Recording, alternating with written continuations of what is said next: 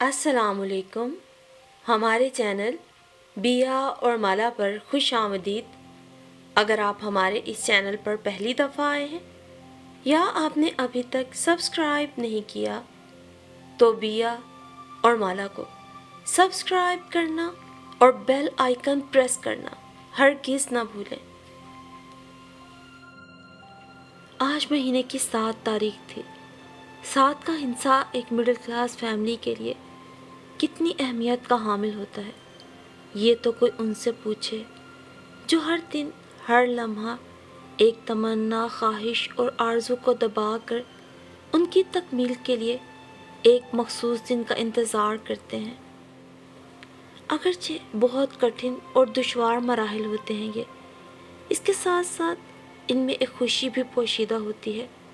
اپنوں کو خوش دیکھنے کی، ان کے چہروں پر چمک دیکھنے کی اور گھر والوں کے فضا میں تحلیل ہوتے کہکے لہجوں میں طمانینت، زندگی میں سکون اور آرام سے ہی زندگی کو سہارا دیتی ہے.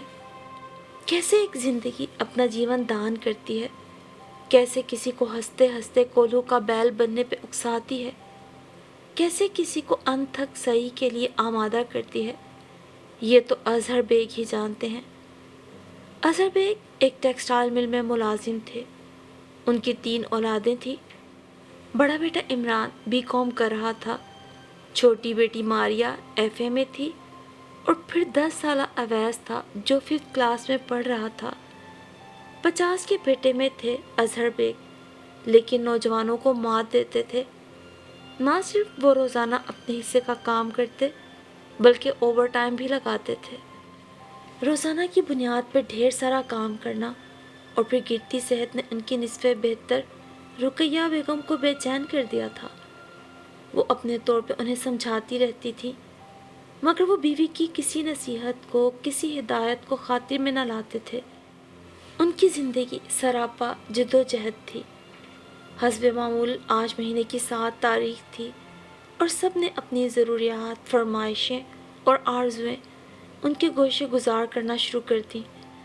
ابو، آج ذرا آپ اپنی مل والوں سے ایڈوانس لے کر انسٹالمنٹ پر میرے لیے بائک لے آئیے گا. میرے سب دوستوں کے پاس بائک ہے، مجھے بہت شرمندگی کا سامنا کرنا پڑتا ہے. اور پھر ماریا بھی تو ہے نا، اسے لوکل بسوں کے دھکے نہیں کھانے پڑیں گے، بڑی مشکل سے کالج پہنچتی ہے. اگر میرے پاس بائک آ جائے گی تو اسے بھی سہولت ہو جائے گی، میں اسے پک اینڈ ڈراپ دے دوں گا. عمران آملیٹ اور بریڈ کا ناشتہ کرتے ہوئے بہت روحان سا ہو کر گویا ہوا. چونکہ دلیل معقول تھی سو انہوں نے حامی بھر لی تھی. عمران بہت خوش ہو گیا. اس کے چہرے کی چمک، دل کی خوشی دیکھ کر ان کا سیر و خون بڑھ گیا تھا. اب بھلا اویس کہاں پیچھے رہ سکتا تھا. فوراً سے پیشتر ٹھٹکتے ہوئے بعجلت بولا، ابو، مجھے رنگین مارکرز اور نیا یونیفارم چاہیے. میرے شوز بھی پرانے ہو گئے ہیں اور سائیکل بھی چاہیے مجھے. ٹھیک ہے بابا، مل جائیں گی سب چیزیں. وہ مسکرائے. جانتے تھے بچوں میں آپس میں کس قدر مقابلے بازی ہے. اور ابو، مجھے بھی ایک خوبصورت سا فینسی سا سوٹ چاہیے، میری دوست کی شادی ہے، پنک کلر میں لے آئیے گا. ماریا بھی چپ کی نہ رہ سکی اور حسب معمول اس کی فرمائش بھی نوٹ کر لی گئی.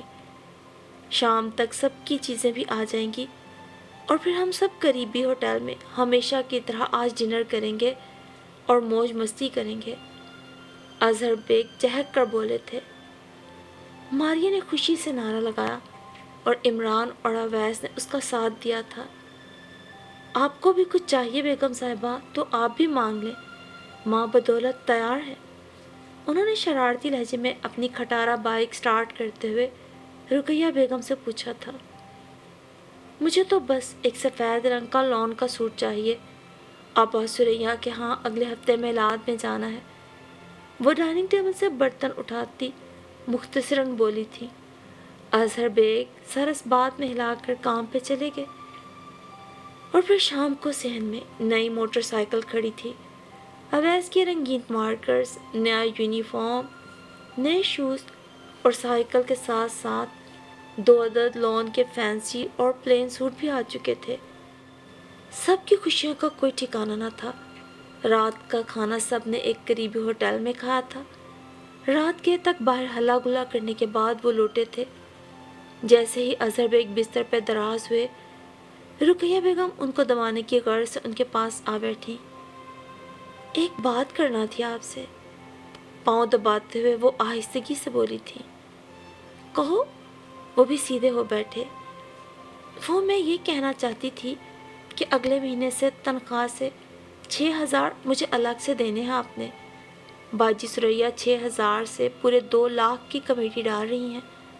مجھ سے انہوں نے پوچھا تو میں نے حامی بھر لی، یہ سوچ کر کہ ابھی سے ماریہ کا جہیز بنانا شروع کروں گی تو کل کو کچھ ہوگا، ورنہ ہر گزرتے دن کے ساتھ بڑھنے والی مہنگائی جہیز کہاں بن پائے گا۔ اتنا سننا تھا کہ ان کے چہرے پہ تفکرات کے سائے پھیلنے لگے۔ پھر کمرے کے سناٹے میں ان کی آواز گونجی، رقیہ بیگم، حامی بھرنے سے پہلے مجھ سے تو پوچھ لیا ہوتا۔ رقم پس انداز کرنا ممکن ہی نہیں ہے۔ گھر والوں کی ضرورتوں اور فرمائشوں کے بعد جو کچھ پیسے بچتے ہیں وہ مہینے بھر کے راشن پہ صرف ہو جاتے ہیں، اور پھر اپنی بائک کا پیٹ بھرنے کے لیے مجھے اوور ٹائم لگانا پڑتا ہے۔ تنخواہ تو یوں ہی پورے گھر پہ ہی خرچ ہو جاتی ہے، پیٹرول کے پیسے بھی کہاں بچتے ہیں اس میں۔ آج عمران کی بائک بھی انسٹالمنٹ پہ لے آیا ہوں، وہ الگ مسئلہ ہے۔ پھر سے یہ 6,000 کہاں سے آئیں گے؟ حد درجہ پریشانی سے انہوں نے اپنا مدعا بیان کیا تھا، مگر رقیہ بیگم اپنے موقف سے 1 انچ بھی پیچھے ہٹنے کو تیار نہ تھی۔ میں کچھ نہیں جانتی، جیسے بھی ہو کام تو کرنا ہے نا۔ زندگی میں پہلی بار وہ اپنی ضد پہ اڑی تھی۔ اظہر بیگ کو دکھ سا ہوا تھا رقیہ بیگم کے منہ سے یہ سن کر، مگر ان کی طبیعت فراق دلانا تھی، سو اپنے مزاج کے ہاتھوں مجبور ہو کر انہوں نے حامی بھر لی تھی، اور آئندہ چند دنوں میں ان کے گھر سے تیسری گلی میں انہیں 4 بچوں کی ہوم ٹیوشن مل گئی تھی۔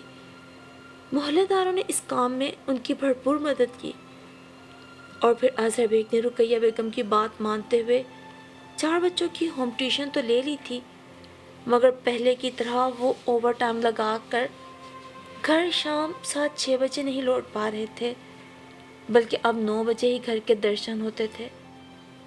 سب لوگ اپنی جگہ شادہ و فرحاں تھے، لیکن بہت زیادہ کام سے ان کی صحت روز بروز بگڑتی جا رہی تھی۔ حالانکہ ڈاکٹرز نے انہیں زیادہ کام کاج کرنے سے منع کیا ہوا تھا، اس کے باوجود وہ محنت سے جی نہیں چراتے تھے۔ ایک دن گھر لوٹتے ہی ان کی طبیعت زیادہ خراب ہو گئی۔ رقیہ بیگم اور عمران ان کو فوراً لے کر قریبی ہاسپٹل آ گئے۔ تمام میڈیکل چیک اپ کی رپورٹس کو سامنے رکھ کر ڈاکٹر نے یہ خبر سنائی کہ اظہر بیگ کو ہیپاٹائٹس کا مرض لاحق ہو گیا تھا۔ اس خبر نے رقیہ بیگم اور گھر والوں کے پاؤں تلے سے زمین کھینچ لی۔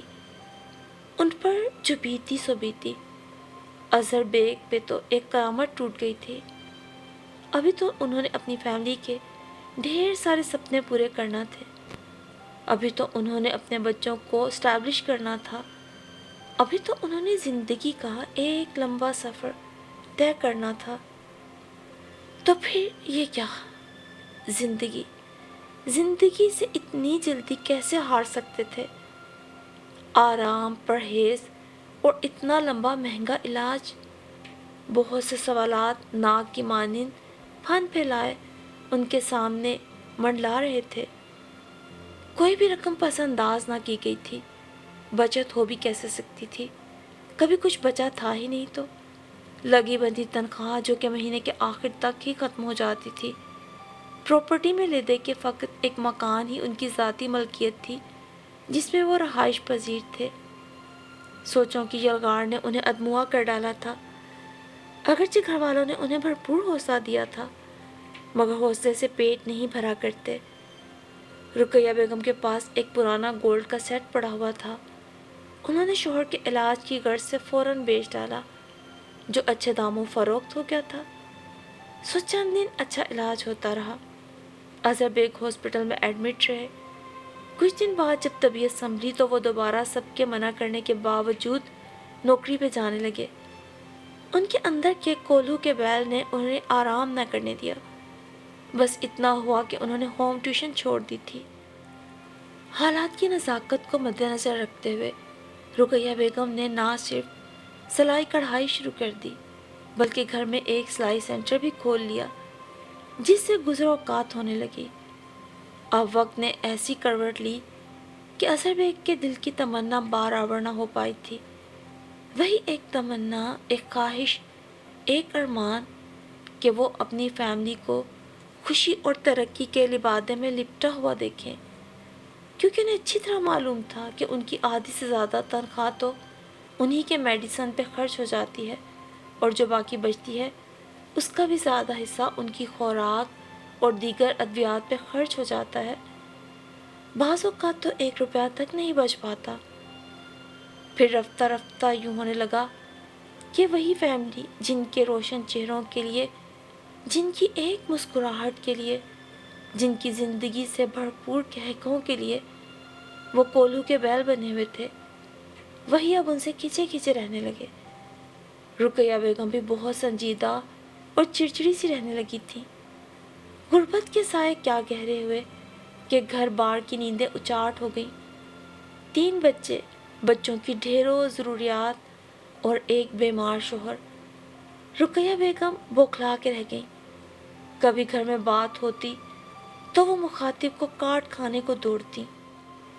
اسی لیے ایک دوسرے کے رویوں سے تنگ آ کر ہر کسی نے دوسرے سے مخاطب ہونا بھی ترک کر دیا تھا، اور دوسرا مشینوں کی کھٹا کھٹ نے ان کے دل سے ہر شے کے احساس کو ختم کر دیا تھا، حتیٰ کہ وہ عالم پریشانی میں آج کل ایک نئی نہج پہ سوچنے لگی تھی۔ دن رات یہی وسوسے ان کے دل میں اجاگر ہوتے کہ اگر گھر سے بیماری ختم ہو جائے تو اس سلائی کی کمائی تو بچ ہی سکتی ہے، اگر وجود بوجھ کی صورت معلق ہو تو اسے اتار دینا ہی بہتر ہوتا ہے۔ کبھی کبھار یہ خیالات ان کے اندر ادھم مچاتے، اے میرے رب، تو اس بیماری کو دور کر دے، یا پھر اس سے آگے وہ جو کہتی وہ بیان نہیں کیا جا سکتا۔ پیٹ کی بھوک کتنی ظالم شے ہوتی ہے، جو ہمارے بہت پیارے اور حقیقی رشتوں کے احساس کو بھی کچل کے رکھ دیتی ہے۔ رقیہ بیگم کو اظہر بیگ نے اپنی محبت اور اپنی استطاعت کے مطابق ہمیشہ خوش رکھا تھا۔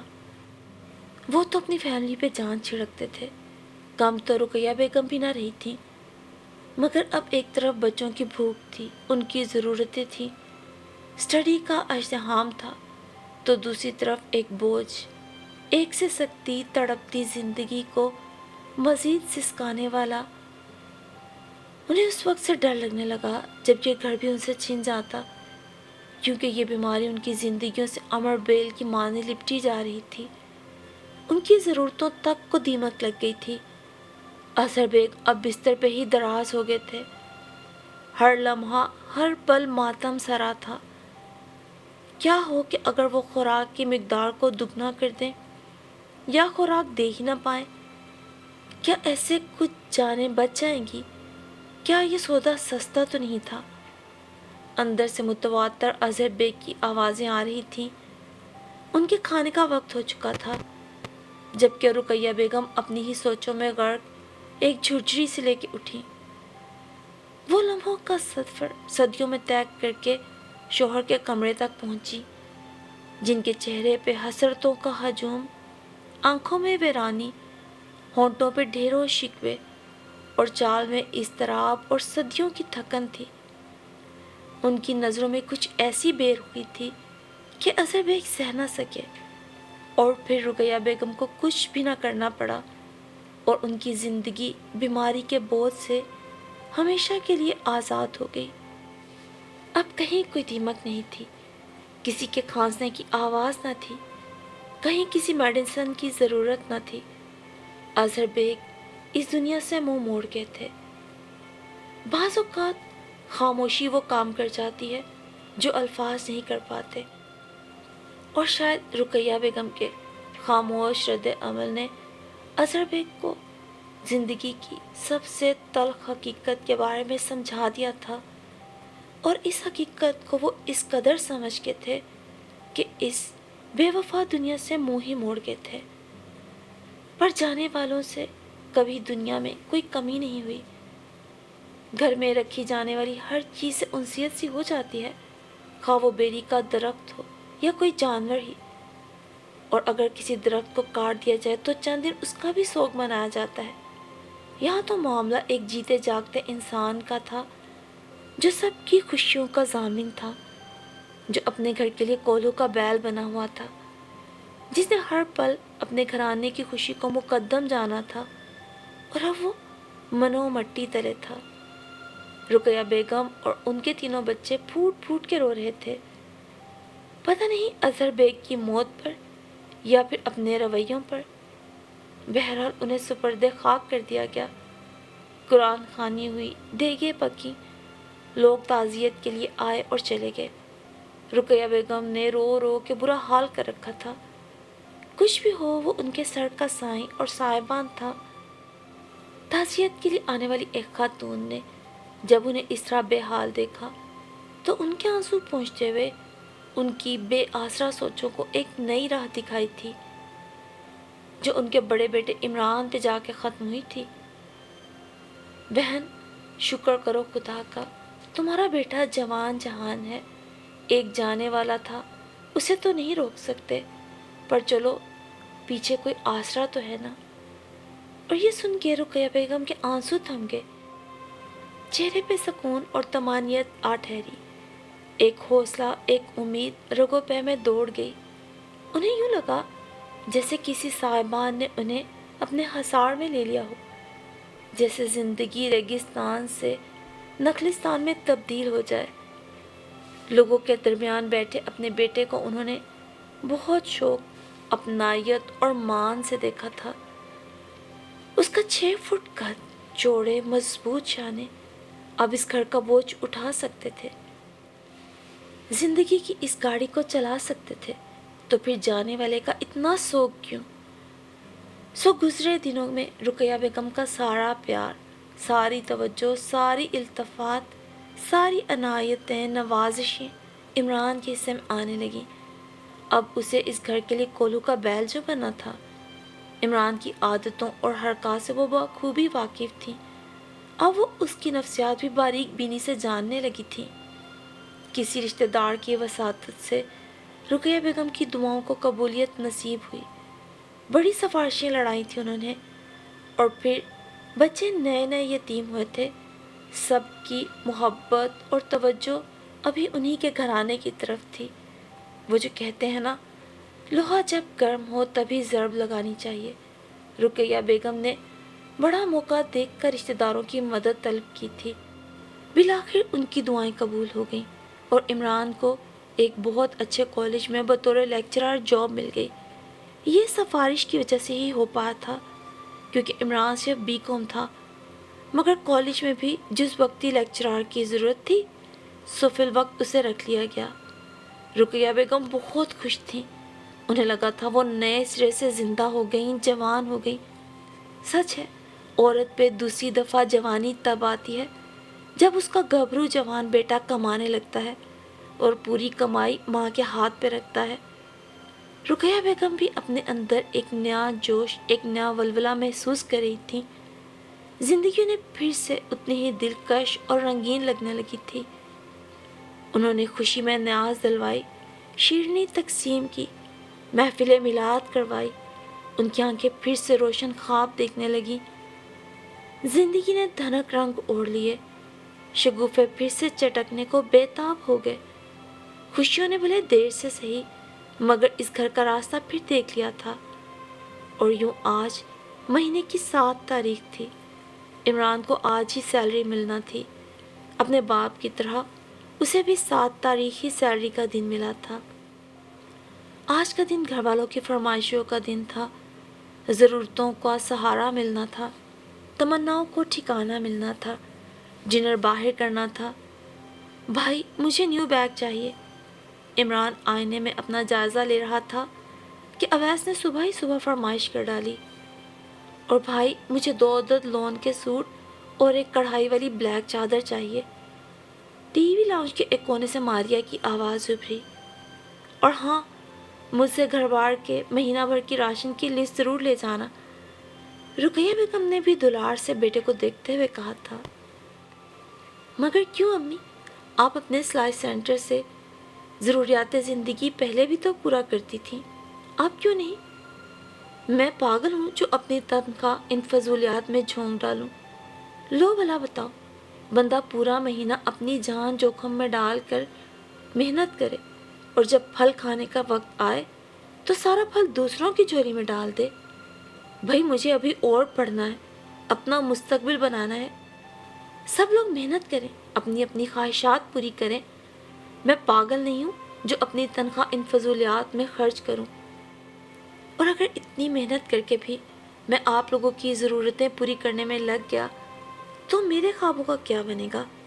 اور اگر میں اپنے خواب نہ پورے کر سکا تو میری کیا اوقات، کیا ہستی باقی رہے گی؟ انسان کی وقت اور قدر تو پیسے کے ساتھ ہی ہے نا؟ عمران نے بے حد رکھائی سے کہا تھا۔ رقیہ بیگم پہ تو ساتوں آسمان آ گرے تھے، بلبلیں چہکنا بھول گئیں اور ہواؤں نے دم ساتھ لیا تھا۔ ان کے کولہوں کے بیل نے تو فی الفور سے رسے توڑوا لیے تھے۔ رقیہ بیگم کو بہت جلد شوہر اور بیٹے کا فرق معلوم ہو گیا تھا۔ ان کی آنکھوں کی پتیوں میں حیرت گڑ گئی تھی۔ عمران کی بائک دھواں اڑاتی اپنی منزل کی جانب گامزن تھی، اس بات سے بے خبر کہ اس کے دھوئیں میں کتنے لوگوں کا چہرہ دھواں دھواں ہو رہا تھا۔